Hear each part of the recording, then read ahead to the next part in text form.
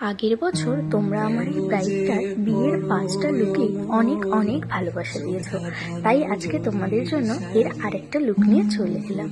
আরে না না, ওর আজকে বিয়ে নয়, ওর ভাসুরের বিয়ে। দিদি বলে এই দিদি নাকি আমার কাছে সেজে খুব স্যাটিসফাইড।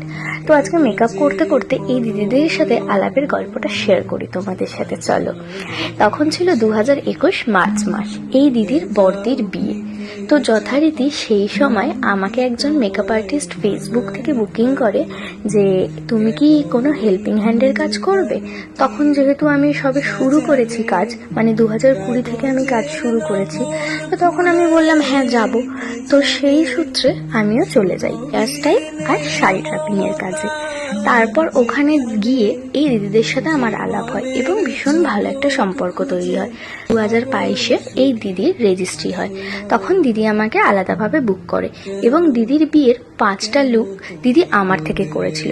ভীষণ ভরসা করেছিল, তার বিয়ের পুরো সিরিজটার মেকআপের দায়িত্ব আমাকে দিয়ে। সত্যি বলতে আমিও খুব ধন্য মনে করেছিলাম নিজেকে।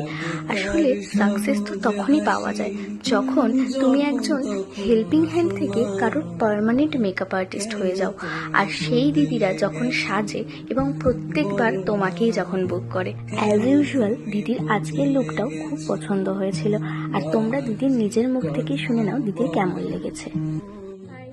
এতবার তুমি আমার কাছে সেজেছো, আজকেও সাজলে, তো বলো কেমন লাগলো। আর আনফর্চুনেটলি তোমার এইবারেও হেয়ার স্টাইল সেম হয়ে গেছে প্রত্যেকবারের মতো, এবারও আমার খুব ভালো লেগেছে।